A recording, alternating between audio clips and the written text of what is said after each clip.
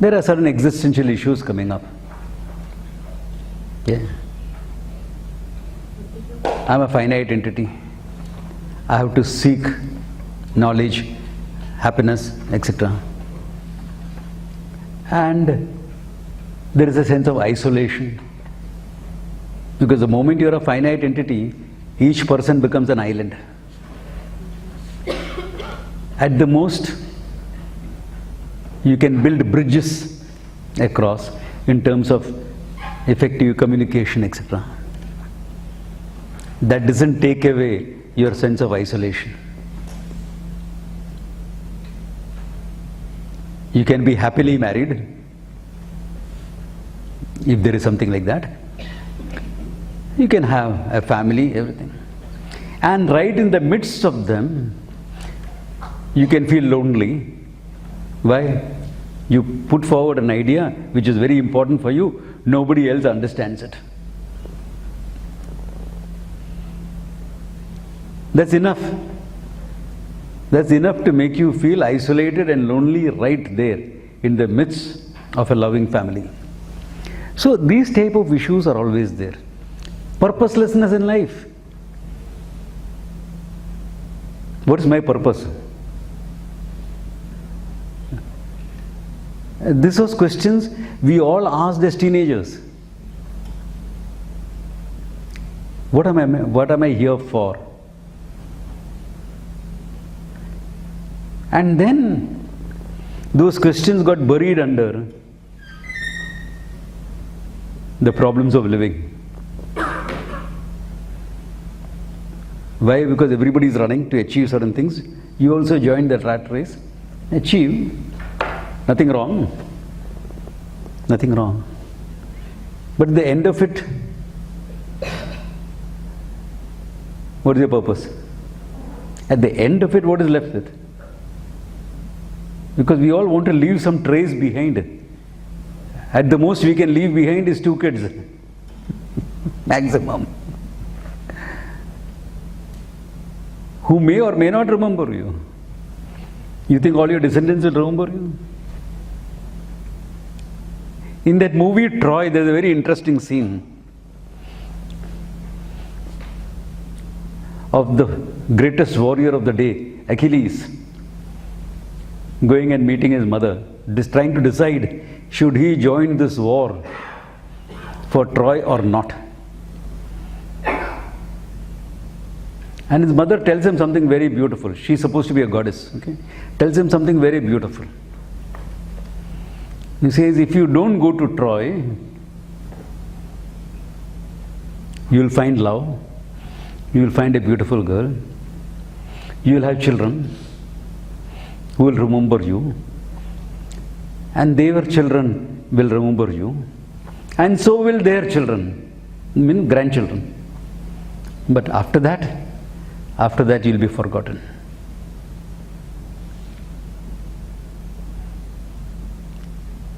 But if you go to Troy, your name shall live forever, but I will not see you again, because your fame and your doom walks together. Okay, let us take it. Name will live forever. Of course, we all talk about Achilles. Imagine, yes, Indian religious teacher, spiritual teacher, talking about Achilles instead of Rama and Lakshmana. Of course he is remembered. Yeah, but the whole world is wondering whether that is a myth. The whole story of Troy is a myth of Homer's creation, or did it really happen? Because at the end of the day, what happens? Ram Naam Satya hai. Why? Ye jo hai asatya hai. The body you are carrying around is asatya. So what is your purpose? You lived, you had your achievement. One blink in the eye of time, you're gone. Achievements forgotten.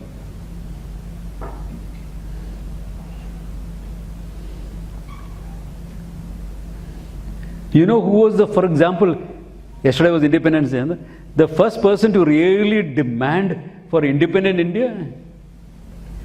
Even when the Indian National Congress was only demanding better self-governance, etc. People may say Tilak. Even before Tilak, when Tilak was but a youngster, see, forgotten, unknown, unsung. He did that in 1906, just over 100 years ago. He was considered the most dangerous man in India. The British considered him the most dangerous man in India. Huh? Sri Aurobindo. First person to declare independence. Demand for independent India. No, Sri Aurobindo. Forgotten. In less than 100 years of independence, unsung, forgotten. Of course, some families may have contributed to that forgetting. That's a different matter. That's a different matter. But the fact remains. Yeah. Just imagine, he was supposed to be a religious teacher, a spiritual teacher. And he is considered the most dangerous man in India by the British. Forgotten. Savitri was burnt twice by the British. Yeah. But can you see that all your achievements, what is it? I did so much, I achieved so much. Gone. What is the purpose of doing all this? It is natural to feel a sense of purposelessness.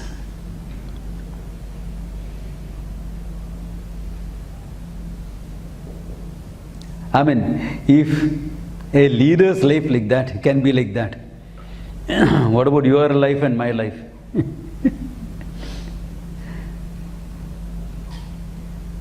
Yeah. I mean, take all our history, recent history, I'm not talking of ancient history. Recent history. Churchill, the man who led England to victory in World War II. Without him, Britain would have been on his knees, I'm telling you.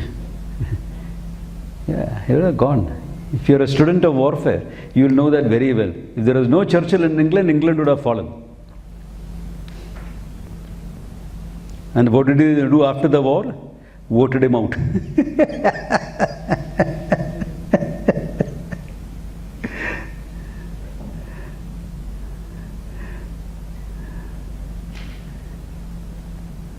Purposeless.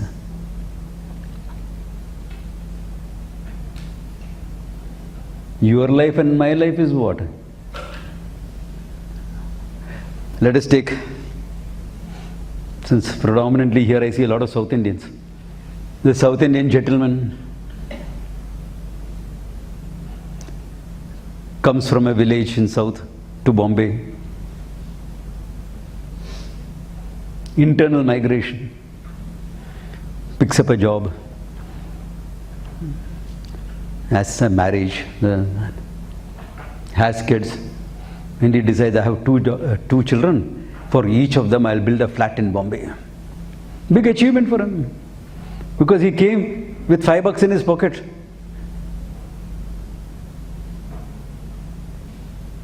Yeah, with $5 in his pocket those days. He came from Kumbakonam or from Wayanad. That is recognizable now by people.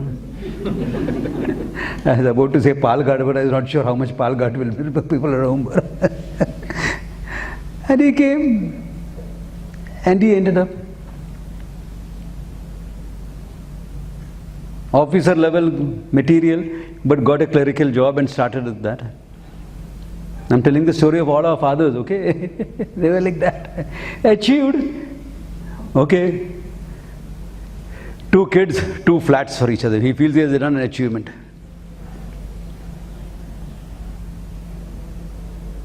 Both the kids migrate. One to USA, other to Australia. Now he's wondering, ये flat कौन देखेगा अभी? They think that we are not interested in coming back to India.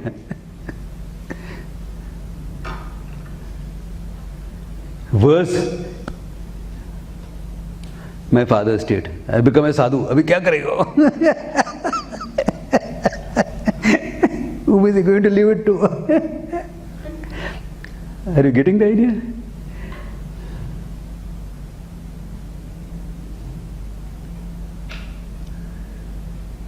Life becomes what? Purposeless.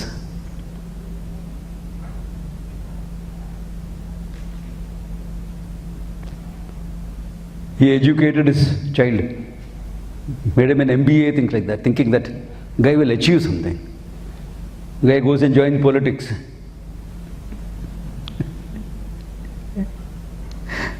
Yeah. Or starts his own NGO, looking after street dogs. मेरा बेटा क्या कर रहा है? कुत्ता पाल रहा है. ये क्या है? If the guy feels his life has been bereft of purpose, can you blame him? Or forget it. His son also became an achiever. Meaning what? Good job, good marriage, good kids, and the best case scenario. Then, same story, na? I mean, in what way has the story differed?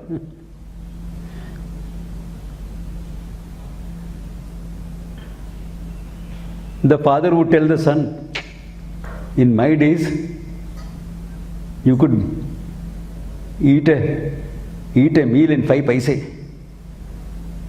And the son tells the grandson, in my days, you could eat a thali for $5. Our time. When we were in the 70s. फर्क क्या हो गया in the story? And in both cases, the child turns around and says, that is your time, now it is different. Both cases, we said the same thing, the kid still has the same thing. And probably his kids will tell the same thing. What way have we changed? He started a business, nobody used to look after it. Someone whom I know very well. Very nice business, going well, this, that, etc. And good boy, he's got a good son, everything. But this business he is not interested in. So now he's closing down the business. So I got such a nice office. What do I do with that? Because it's an old rent, okay? Old rent. So you can't sell it, you can't sublet it, you can't. So all this nice place he doesn't want to use.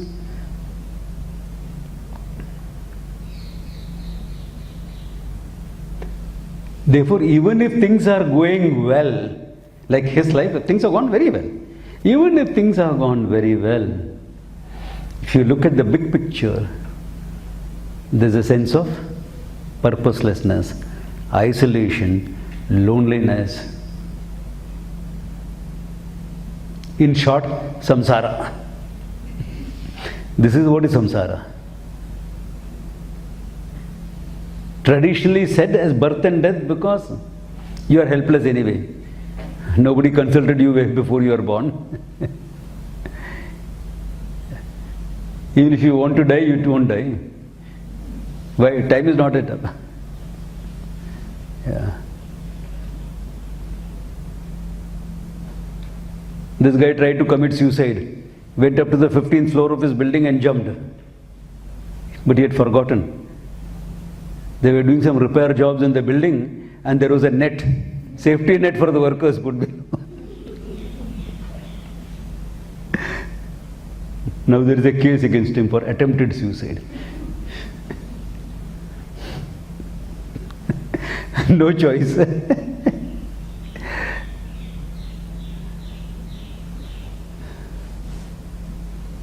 Yeah.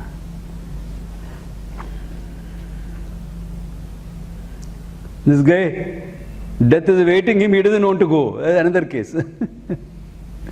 So, birth and death was put only to indicate your helplessness with respect to it. That's all. But this is samsara. Your sense of purposelessness and existential issues, your sense of finitude, your isolation, your loneliness. Always saying that happiness is around the corner. But how many corners have I turned?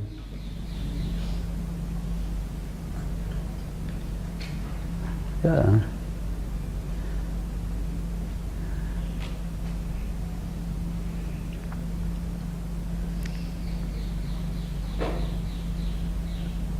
Always wait, now you postpone happiness. Come, ye ho jayega, I'll become happy. This will happen, I'll be happy.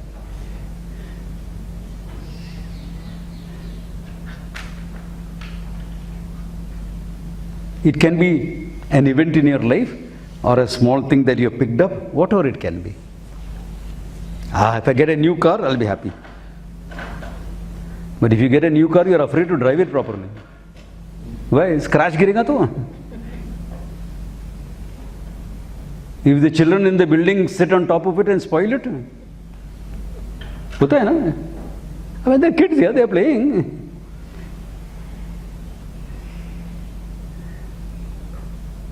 They jump on top of the car. A dent ho gaya. You, a dent on me. So when you start getting comfortable with your car,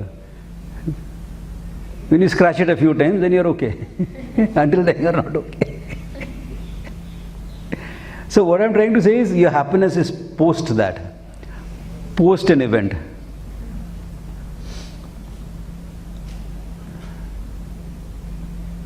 When I find the person of my dreams, I'll be happy. Yeah. Until you get married. Then after that you all know what it is. I don't have to say anything. No, there are some happy marriages also.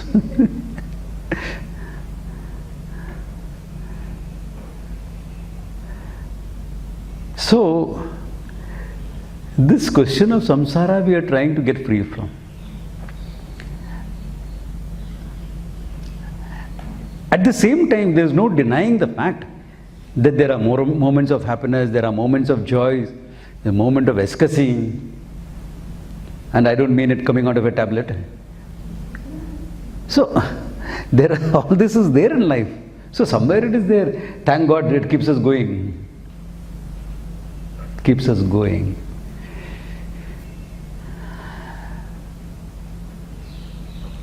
Now here is where, when you stop trying other things or you are got a little bit disappointed with other things or said, nahi yaar, all those things doesn't work. Then you start trying all the odd things. From standing on your head onwards, you know. It's good standing on your head, right? You get a different perspective of life anyway. I mean, I'm not against yoga, okay? Hey, I went all the way for a yoga festival now to talk as senior teachers there, now what they... Not against yoga, but I'm just saying that until finally you stumble into the Gita, the Upanishad, what is known as Vedanta, it says, hey, you're fine as you are. Yeah, all this problem is centered around not knowing who you are, what you are. So the search for that fulfillment, for my freedom from these existential issues, becomes a search for knowing myself.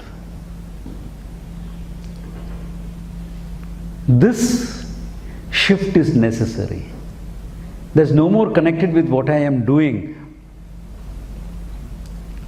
because all doing will give me a finite end which will have its own finite benefits. But what I am looking for is not that. I haven't had so much of that.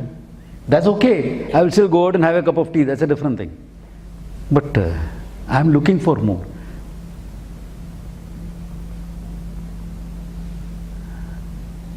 So if it is knowledge of the self that you are seeking, then, of course, I am taking a few things for granted here, because all of you have been exposed to Vedanta. At least 99% of you have been exposed to Vedanta sometime or the other. or on a regular basis you are being exposed. If self-knowledge is what you are seeking, it is important to see what is knowledge, how does it take place. So the question of epistemology becomes important.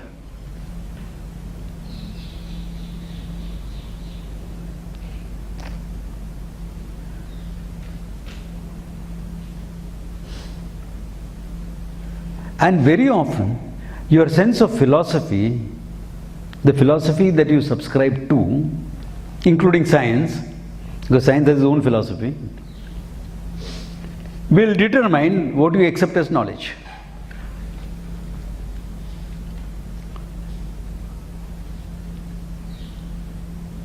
And your understanding how that particular means of knowledge gives you knowledge. Can't avoid this.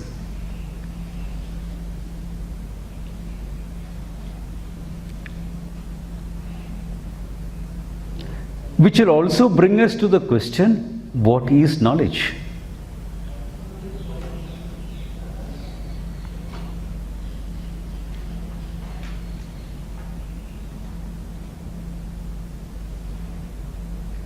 So what is knowledge? If I were to ask you, what is knowledge?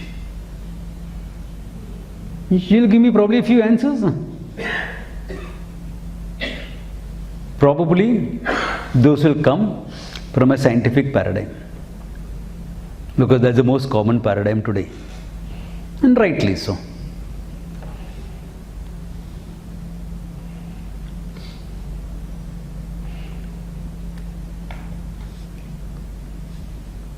In Vedanta is very clear. We say knowledge yourself.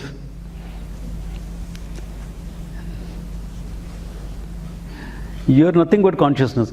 Without consciousness, nothing happens. So all knowledge happens because you are consciousness.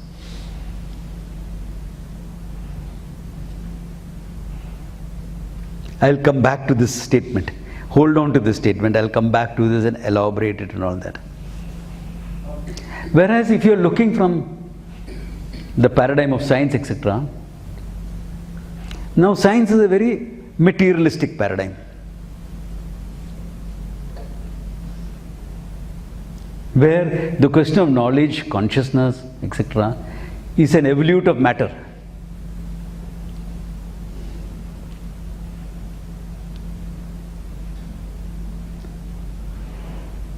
So once matter has evolved to become a sentient being, when it has started manifesting life,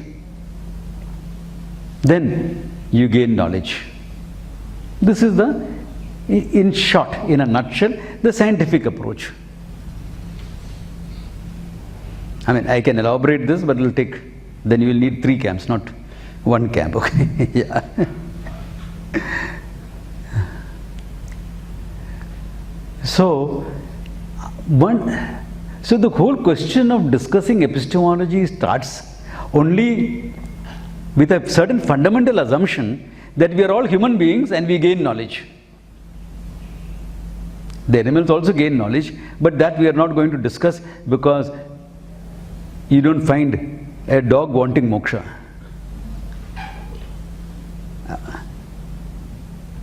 It wants actually, but doesn't know how to spell it out and go after it. Dogs also want moksha. It manifests itself only as avoidance of pain and seeking pleasure. That much we share with the animal kingdom, because all of us also do the same. Avoiding pain, seeking pleasure. This is common. So with this assumption that it is human beings, see, all these are the paradigms of the frame of reference that you are creating in this paradigm. That we are human beings and we are seeking knowledge. Okay? So then, if you approach it this way, then the fundamental means of knowledge will become what? What is common? What is the base for everything? For knowing anything? Perception. Because without perception, you cannot have any other. Okay. In terms of sight, sound, smell, touch, taste. We have our senses are fivefold, therefore perception becomes fivefold. And in perception, let us start with the visual perception, because that's the most common, that's the most basic. Most of us depend on that more than anything else. How does visual perception takes place? Now you have a scientific paradigm where your eye is compared to a camera, because there is a lens in front. The eye was not designed from the camera was designed from the eye, okay? I mean, yeah, I mean, certain things have to be clear of. And there's a screen at the back, and light is reflected. It falls on the screen, the retina, and your brain interprets it and sees an image. The basic idea of perception based on photometry, on the study of light. That's the paradigm. The perception paradigm is based on the study of light, because it is also a universal human experience. If there is no light, you will not perceive. If it is pitch dark, you wouldn't perceive. So, what dominates the idea of perception is the photometric model, the model of light.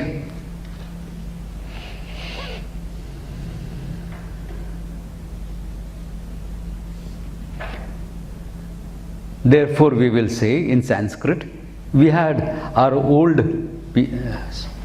so-called scientific approach, where they also postulated an atomic theory, etc. It is called the Nyaya Vaisheshikas.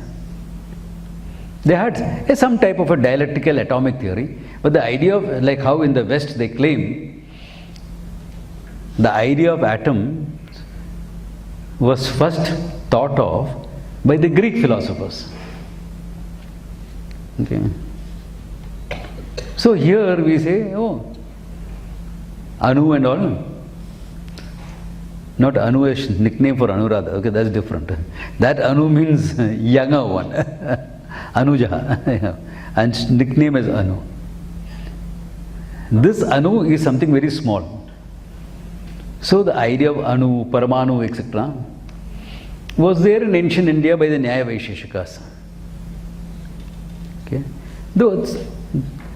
They also follow this materialistic model, the photometric model, and say Indriya Sannikarsham Jnanam. When the sense organ is in contact with an object through light, etc., you always need a medium, through a perception takes place.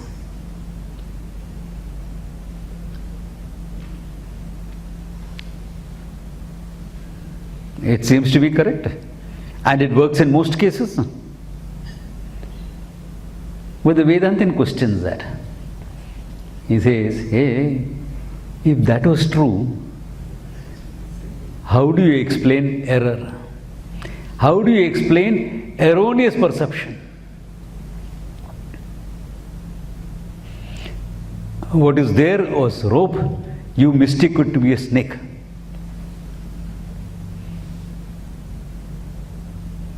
That is because light was not clear. I accept that light not being enough was a contributory factor, I accept. But that destroys your photometric model. Why? If your camera was photographing and all the lights went off, what will come on the screen? A dark, vague image, right? Will I appear something else? I will still be seen, but not clearly. So similarly, if in dark light, in low light, I saw a rope and you are applying only the photometric model. What should your brain say? Unclear image, unclear image, unclear image. Not enough light, low light, low light. Like your camera phone say that, no? Low light. Yeah. Then the flash gets automatically turned on. I know last 2 days back, I was trying to photograph something in low light. I wanted the low light, but the flash kept coming on. Now I don't know how to turn it off. Old school, you know? How to turn off the flash and then photograph. By that time it is too late. Event is over, now kya karega? The event that I wanted to capture in low light is gone. So I said, okay, next time dekhega. So, your eye should report to you unclear object.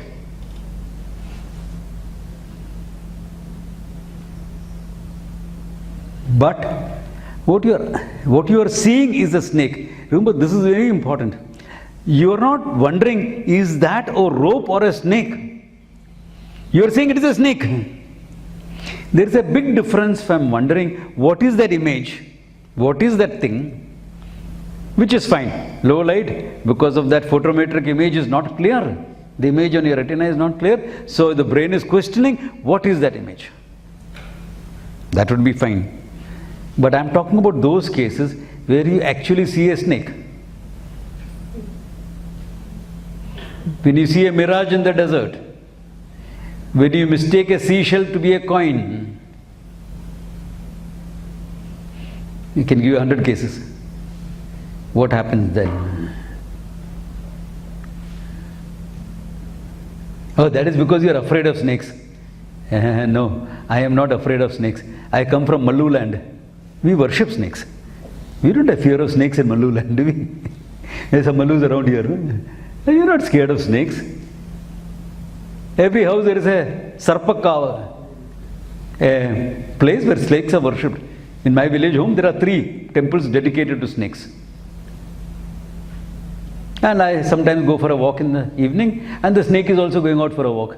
Nice hooded cobra. So it goes and I go, it's nice. We have a nice companionable relationship. We are not afraid of snakes, we love it, we worship it. Therefore, your psychological assessment that because of fear of snakes, not tenable. No, because you love snakes. So you are saying my emotion affects my perception? Are you saying that? Because if you are saying that, your photometric model goes out of the window.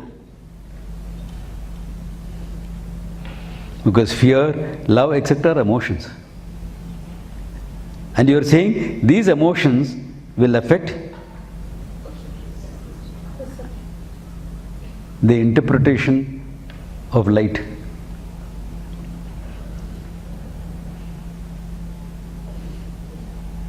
That means there is more to perception than just an image forming in your retina.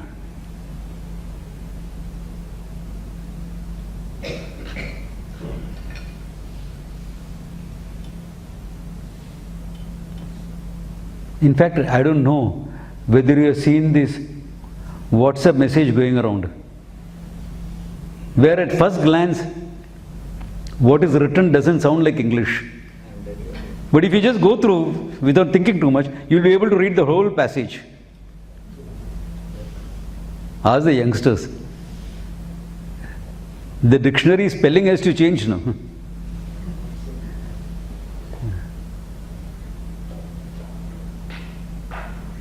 So one young girl sent me a message, LOL. I said, don't pull my leg. It is not lots of love, it means laugh out loud. Uncle, you know that? I said, yeah, I know that. What are you laughing at? Yeah. But the photometric model is no more valid then.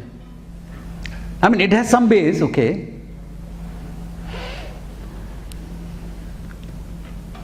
So in the Vedantic way of looking at perception, all that eyes have to be there, or the light has to be there, we accept all that.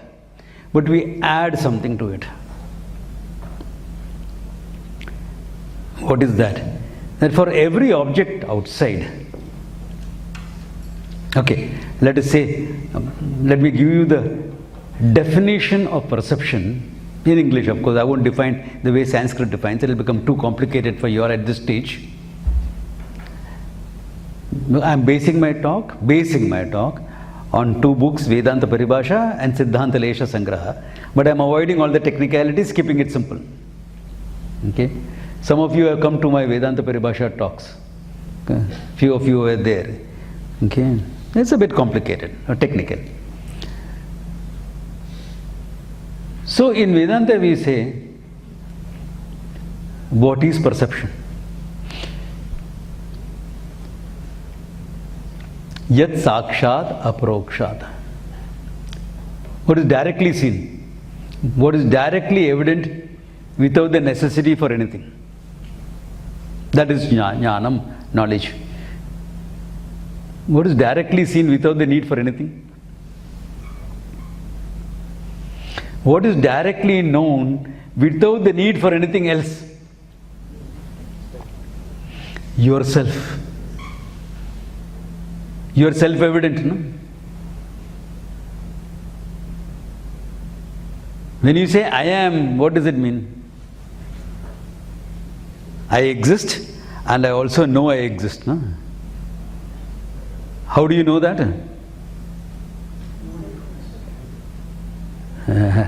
How do I know that? Can you give any reason? How do you know whether you are there or not? How do you know?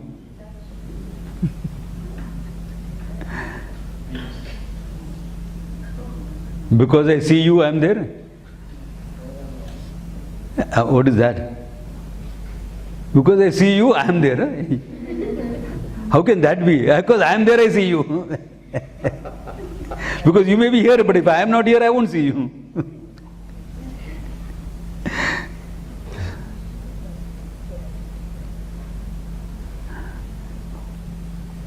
Simple, Swamiji. You know, I am married, therefore I am here.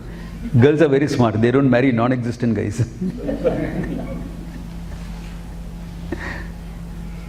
That is true. With existing guys there are problems, then what about non-existent? And there will be no problem. That much will be there. It's self-evident, Baba. It's self-known. You don't need any proof. That is fine, but it doesn't explain the perception of this object here in front of me. This Mr. Mike that is there, how do I know that? So the Vedanta is simple. This I, the knowledge, consciousness, is manifest in a threefold manner. The consciousness, I, how I am consciousness, etc. later on when we talk about Shabda Pramanam, we'll elaborate that. Is manifest in a threefold manner. What is that? Existence, consciousness conditioned by an object. Existence, consciousness conditioned by a mind, pramata, the knower. Existence, consciousness conditioned by an object, the object of knowledge. And existence, consciousness conditioned by a particular thought, a given thought.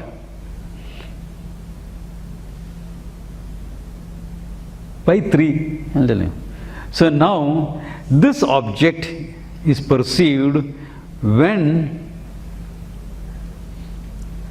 there is a connection established between the pramata, the consciousness conditioned by the person, by the mind, and the consciousness conditioned by the object.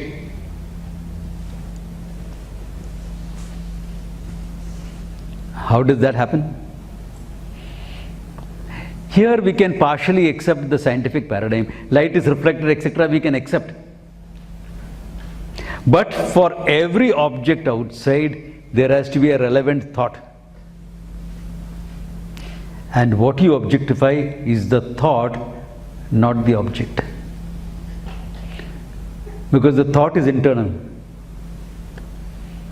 You see the thought, not the object.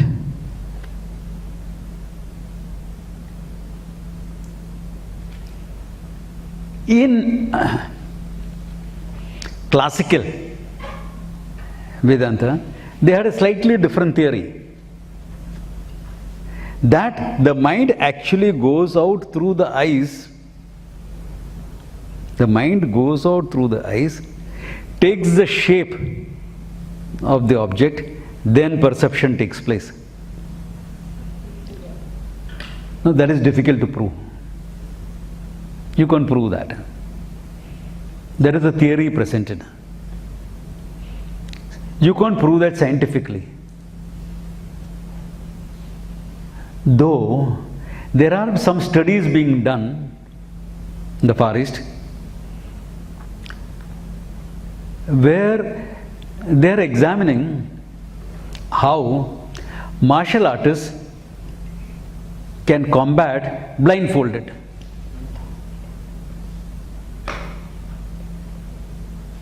Because when we do that, we actually see the hand moving. It seems just like a blur of light or this. You are blindfolded, okay? There is no light entering your eyes. There is no light entering. But you see a flash. You see a light coming in. And you block, you avoid. All this happens. But all that is restricted to advanced level of martial arts. When you are actually going into combat, blindfolded. Combat with open eyes is difficult for people to master. Okay. Yeah. It takes years to master combat with your eyes open. Then blindfolded combat. And to an extent, blindfolded combat is also done sometimes by just intuitive perceptions. Just guessing out. Good guesswork, because you are listening to the sound, the sound of the hand moving through the air, because hands move fast, hands and legs will move fast. Therefore, there will be some friction with the air. The faster the object moves, the greater the friction, so you will hear it, you will sense it. That's fine. But apart from that, when you actually start seeing, so there is some experimentation going on. So until that becomes clear, we can't look at it scientifically. Some experimentations are on. But this was the theory. Whether we accept that theory or not, one thing is definite. This much is definite, can't be challenged. That's what, that for every thought, every object outside, there has to be a relevant thought inside your mind. And what you see is, you see the thought. So, if there is insufficient light and you're seeing a rope there, unlike an inanimate camera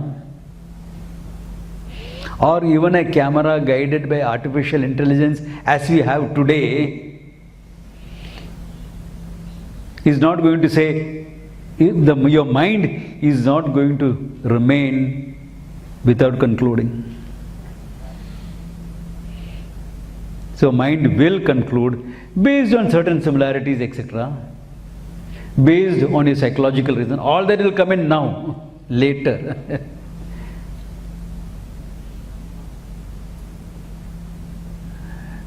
Because there is ignorance of what is there, and my pramana perception is not working properly, because there is insufficient light, my mind is interfering, etc., I can jump to a conclusion that it is a snake. In fact, what I do is I project a snake there. My mind assumes the form of the snake, not the form of the rope. It assumes the form of a snake. How will I see it?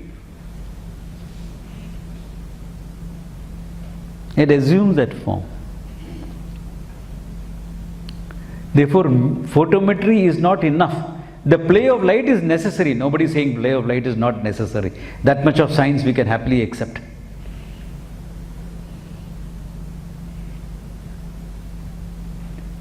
But memory also influences your perception.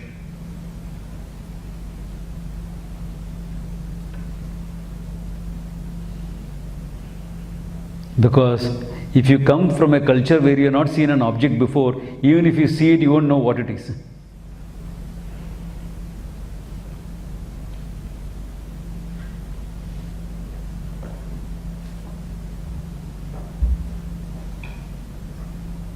I don't know whether anybody has tried to do some exercises to remove their spectacles, to get rid of this.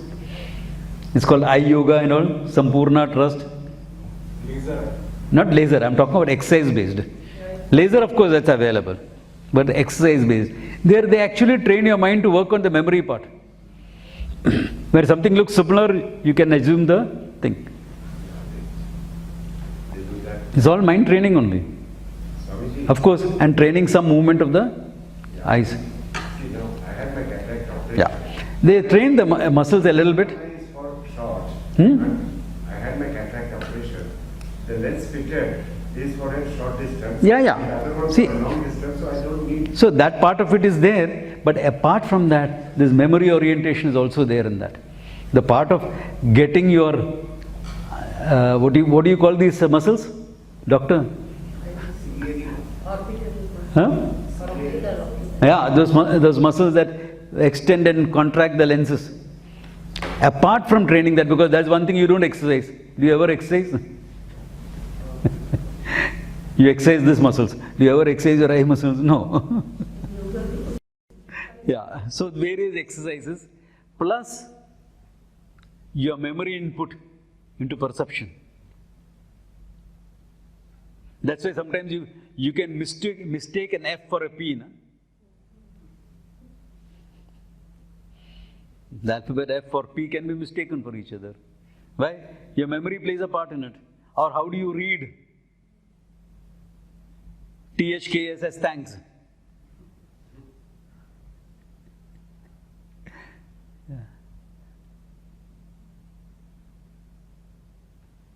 Yeah, you read that. Huh? All those messages that you get, especially if you have youngsters on your WhatsApp groups.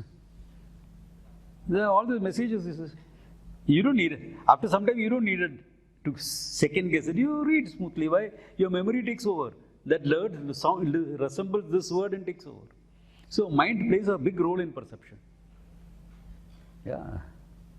Which probably science can do. Some biologists can do some more research on it, not me. I am fine with this because I have accepted this. That without the mind you won't see. Without the mind you will not see. Why do I say that? How many of us have experienced this? You're sitting lost in thought. Khayalo mein. Your friend walks in. Light is reflected from his body onto your retina. It has gone to your brain. All that has happened. But you are lost in thought. Your mind is elsewhere. And the guy comes in front of you and says, "Hey, khayalo mein." I'm sorry, I was lost in thought. What were you thinking of? Something. I mean, how can you say what we are thinking of?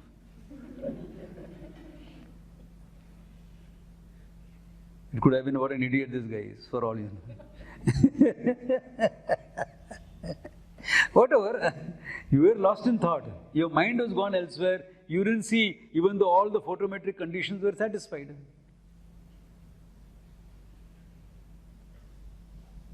How do you explain that? So, the Vedantic point holds that the consciousness conditioned by the object, the consciousness conditioned by the pramata, the knower, the mind, the knowing mind, is connected by the consciousness manifest in a thought. With the help of light, with the help of sound, all that you can talk about. With the help of your tongue, taste, all that. That's all fine. But the question of that consciousness comes into the picture. Thought comes into the picture.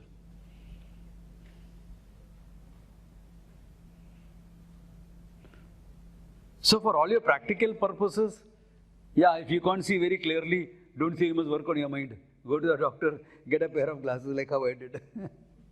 Though probably, I don't know, if I could spend the time and effort necessary, like how the martial artists who do combat without this blindfolded do, I would be able to.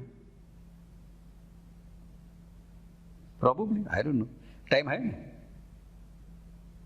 Do you have time? 4 hours a day practice? 5 days a week? 4 hours. Not much, only 4 hours. No time for that. Wear it. Job done. Yeah, wear it, job done.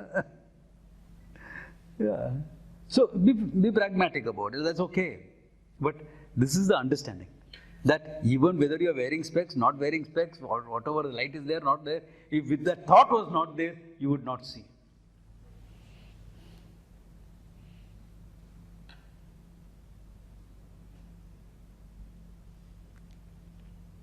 Now this is with respect to perception of outside things.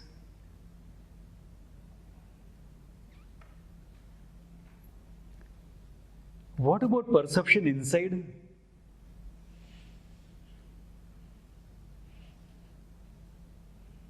Hey, do you like this guy? Yeah, he's a nice chap, I like him. How do you know?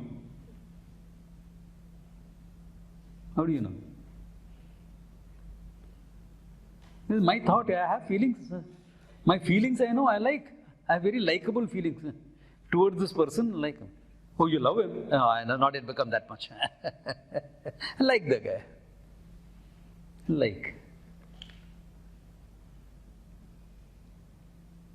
How do you know? Obviously, you saw your mind. In simple terms, we will say Sakshi Vetyam. It is known to you, the witness, the knower, without the necessity of a sense organ. Okay? That's a simple way of putting it. But how do you say perception has taken place? Okay, this is a little bit more advanced understanding of perception. He'll say, when consciousness conditioned by the object is where? Inside now.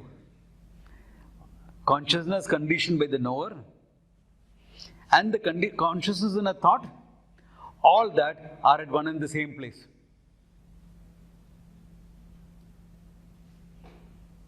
I like this person. The person is inside now. So the consciousness conditioned by the object is where? Here. The thought of the liking feeling about that person is here. The feelings of like conditioned by the consciousness that is conditioned by the feelings of like toward this person, right here. The knower consciousness, where is it? Right here, I. The knowing is where? Here itself. For all of them are in one and the same place. Knowledge will take place.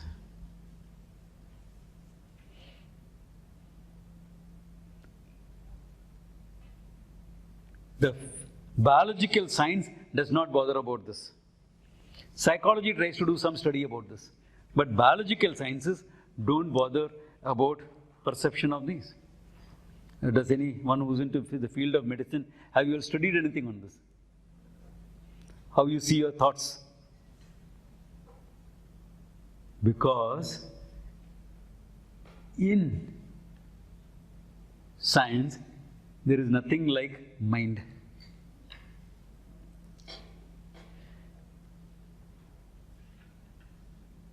Doctors here. What is mind? Equals to brain. So the information organizing aspect of the brain will be taken as mind, isn't it? So we ask them, what is mind? Never mind. Okay.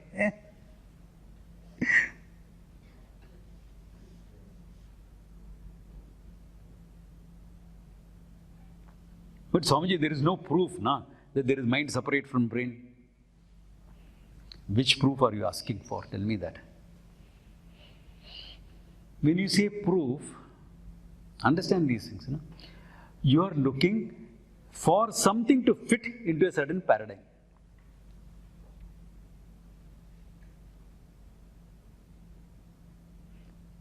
Therefore, I should be able to see the mind, but you're seeing your thoughts. No, that's not enough.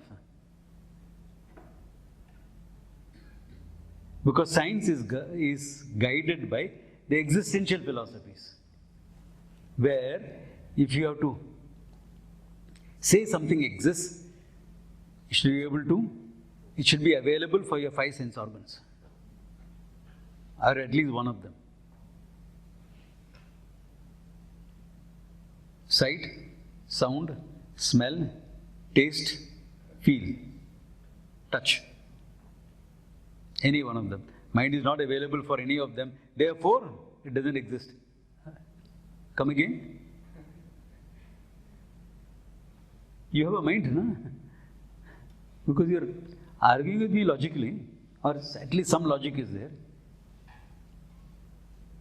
But you are saying there is no mind because it doesn't fit these 5 factors. How can that be?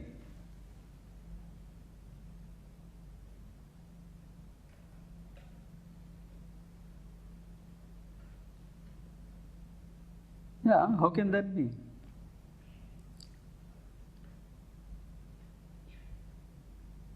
Okay, let me ask the medical profession another question, because it's important to understand these things.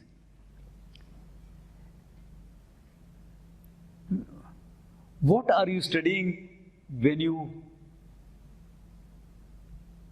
take an EEG of the person? Only brain functions, not mind? Okay. It is brain function. So that means an EEG of mind will be unique, different from any other EEGs here. Correct or not?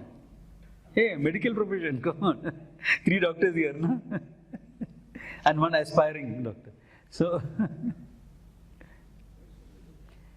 there is a very interesting case of split personalities, where they did EEG when the different personality was occupying the same brain.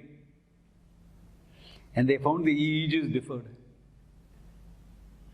There's only a couple of recorded cases like this. Not enough to make a statistical conclusion. But how many cases of split personalities do you see in the first place? Very few. In fact, in most psychiatric practices, how many cases will you see? A psychiatrist may not have seen more than 1 or 2 in 30 years of practice. Even that may not be there. I have come across 1, even though I am not a psychiatrist.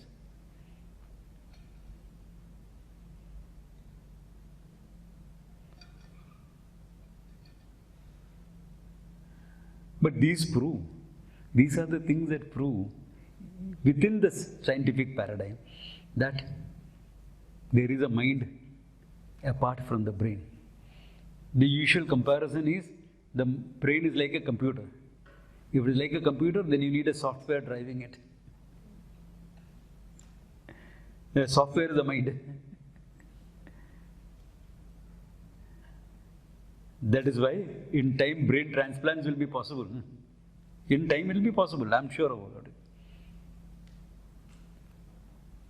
Now the question is, what will be the personality in the transplant? Most people will say, the brain will guide it. They used to say that about heart transplant also. That I'll get all the emotions of that person whose heart I'm receiving. They used to say that once upon a time. Except a few logical people like I said, no, that won't be true. See, Vedanta is very clear. It says mind is separate, so why should I get that guy's feelings? There may be some residual things because of the heart, okay, which some people have talked about in a transplant. I found myself more compassionate afterwards and things like that. Then what if I get a criminal heart, I should become a criminal? That is not true. That has been disproved. But the brain, they are saying, no, the brain will rule. Previous was a poetic delusion. This is a scientific delusion. The poetic delusion that the heart emotions will come was a poetic delusion. This probably will become a scientific delusion. We will see. For the younger people here, probably you'll see it happening in your own lifetime.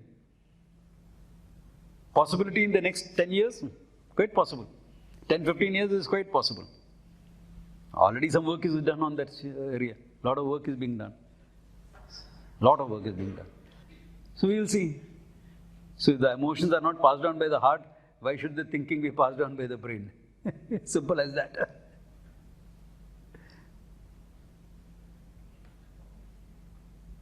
Yeah.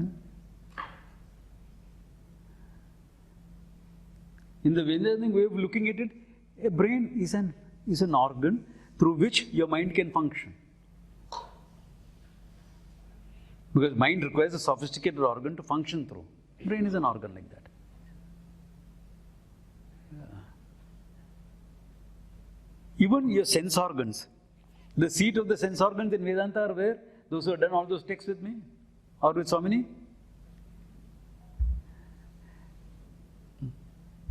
Where is your sense organ of the eye? Physical body or Sukshma Sharira? Sukshma Sharira means what? It is in the mind. Then what about this eye? That's called a Golaka, a physical counterpart for that sense organ to function through. So just because my eye is destroyed doesn't mean I have lost my ability to see, except because instrument being gone. So if there is a transplant, etc. possible, I'll see again. That is why even the blind can dream in color. People are born blind. Recorded scientifically. So the importance of the mind in perception. Even if you don't take much, take this much from it. That for every thought outside, for every object outside, there has to be a relevant thought inside. It's the thought which connects the two states of, the two manifested consciousness. One manifests as the object, the other manifests as the subject. And that connection gives you the knowledge of perception.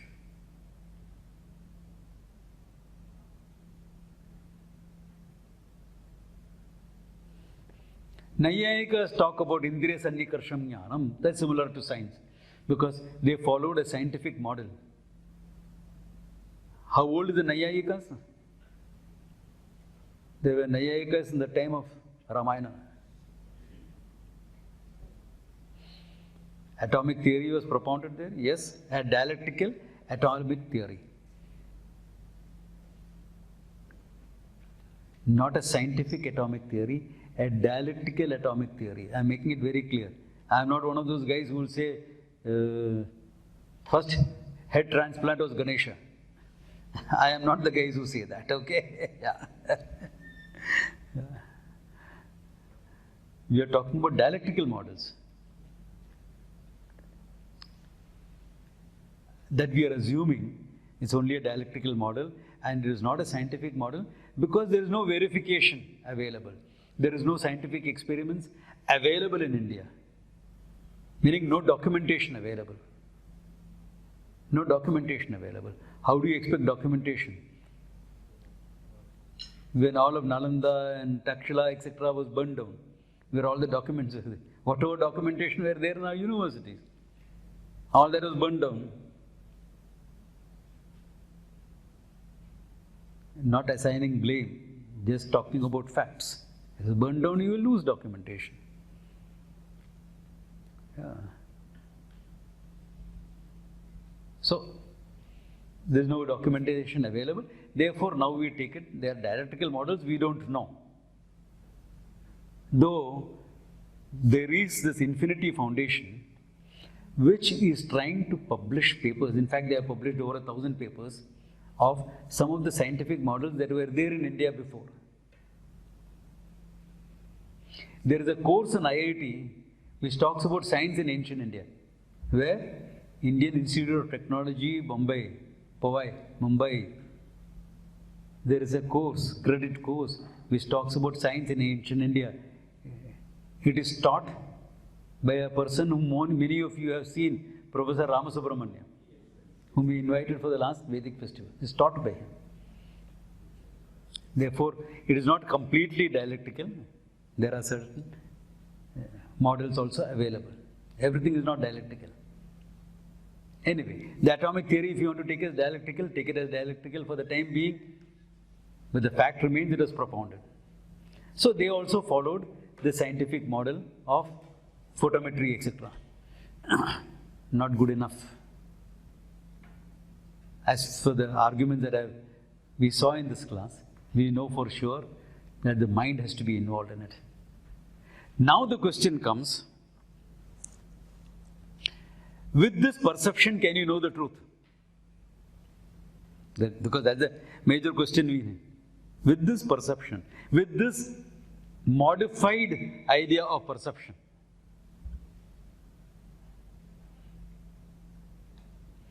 can you know the Atma, the self?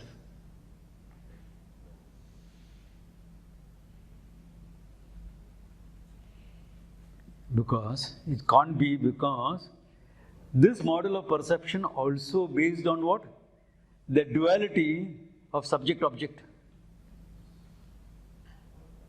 Correct or not? Trikuti actually. Threefold. Subject, object and the connecting thought. Subject, object and the connecting thought is based on that. Whereas Atma is both the subject and the object and the thought in between. Therefore, perception will not really make you understand the self.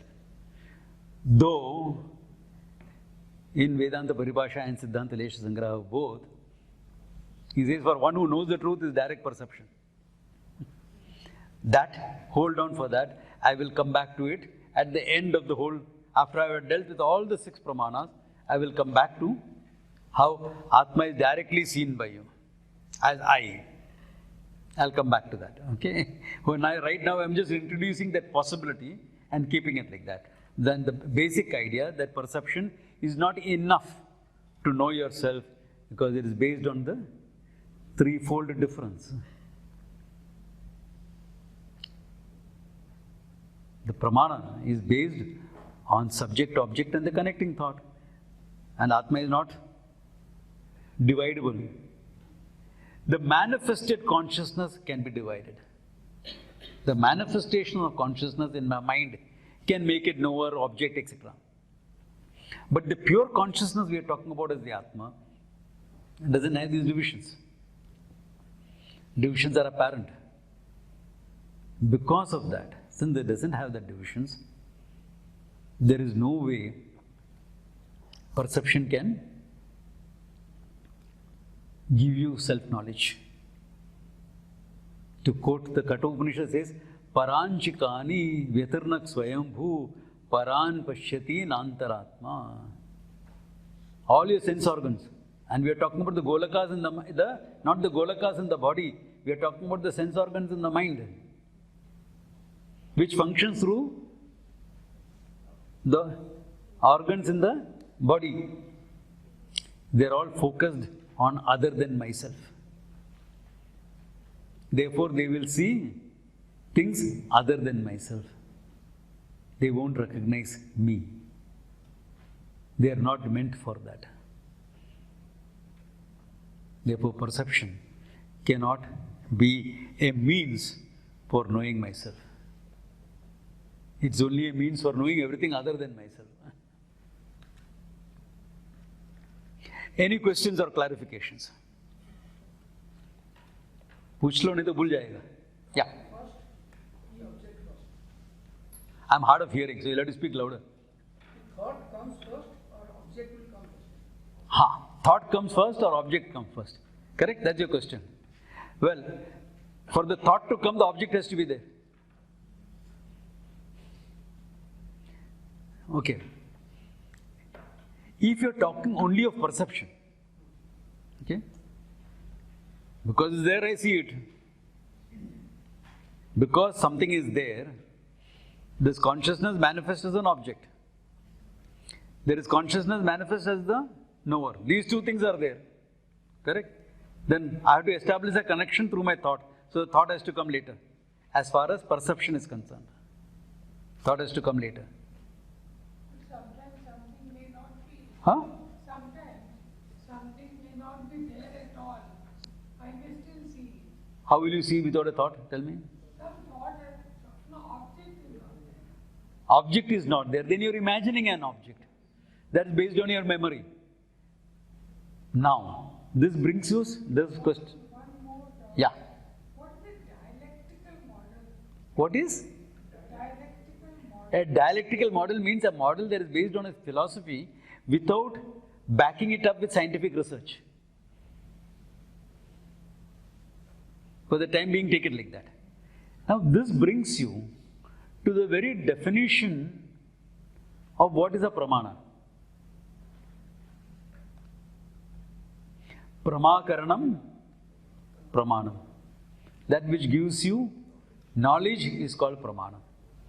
Now, which means what?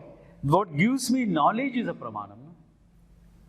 If what gives me knowledge is a pramanam, can I put imagination as pramanam? Imagination is not knowledge. No? I am sitting here.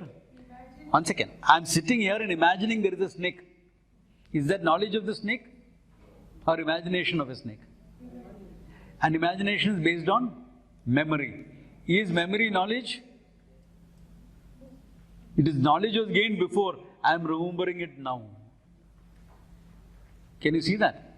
So memory is also not knowledge. Therefore, you will clarify your definition.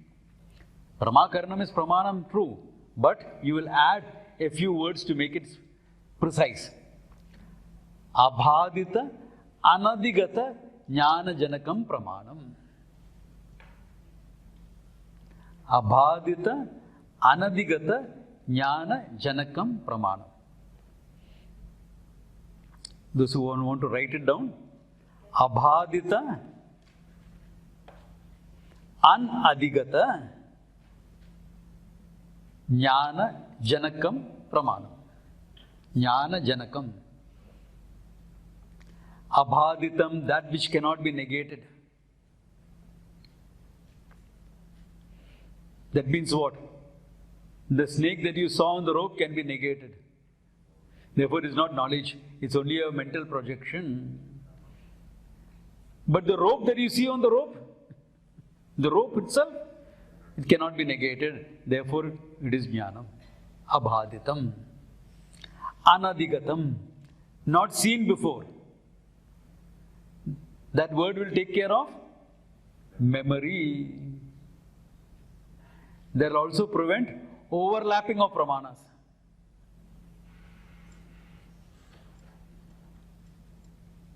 Anadigatam. Not gained by any other pramana. Or not gained before. Both meanings are applicable in anadigatam. Therefore, memory will go out of the picture. Imagination will go out of the picture. Abhaditam, anadigatam. Jnana janakam. Jnanam, knowledge. Janakam, that which gives birth to, is pramana.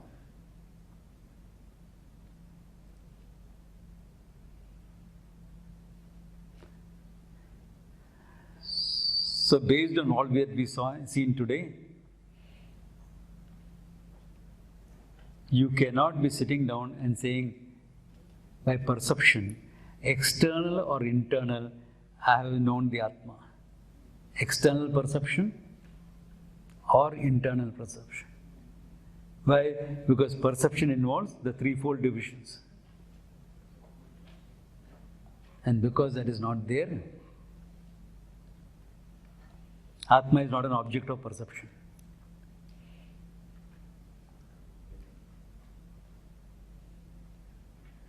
Therefore, Atma cannot be objectified. Because not available for perception. Therefore, the study of the Atma cannot become scientific.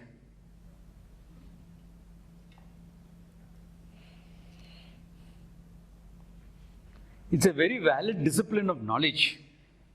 But you can't, everyone likes to use the word, it is scientific or not scientific. It is not scientific. Because science is for that you can objectify. Therefore, by trying to make the Vedanta scientific, you are doing a disservice to Vedanta. Forget disservice, you don't know what you are talking about.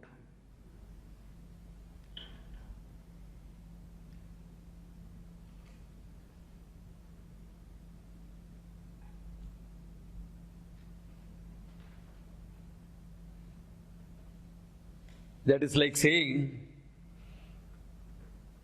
Vedanta is the science of reality. Sounds nice. Doing a disservice to Vedanta. It is as foolish as saying grace is the Bible for the surgeon. Will the doctors be happy with that statement? Okay. Gray is an author who has written this beautiful book, magnum opus, on anatomy. Muscle, structure, bones, ligaments, whole work is there. It's phenomenal work. But to call it the Bible, huh? Idiotic. It is called the Bible. But it is idiotic. It is idiotic. Why? Because that's a scientific work. It is not dogmatic statements by some prophet. Can you see that? They say it. That's why I use that example. I know they say it. I have enough doctor friends from whom I heard all these things.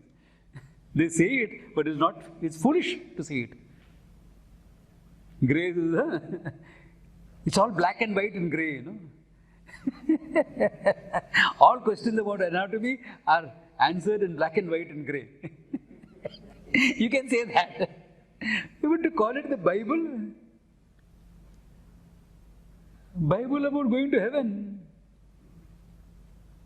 Even if you take it, okay, let us take it as valid. I am not against any religion. Let's take it as valid. You do all that thing, you'll end up in heaven. Okay, fine, accept it. But the Bible is not scientific. If the Bible is not scientific, why should the grace be Bible? Not. It's foolish to say that. At least there you can call it Arthavada. Why? The term came up at a time when religion had to sanction science. There's a time when religion had to agree and say, yes, that's acceptable. Only then science could be valid. That's why Copernicus, etc. was thrown behind the bars. No? So now today, science has to say religion is right or Vedanta is right. Go fish.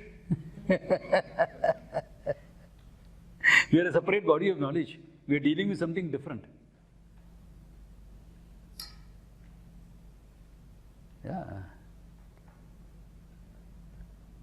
So it's like the scientist telling me, economics is not scientific.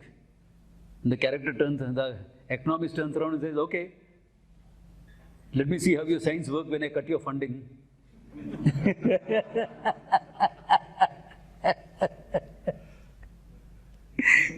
Each is a different body of knowledge. Each is a different body of knowledge. We need not step on each other's toes. Why? Abhadita, anadigata, jnana janakam. That anadigatam comes into the picture. You don't, because of that, you don't step on each other's toes. Each is independent by itself.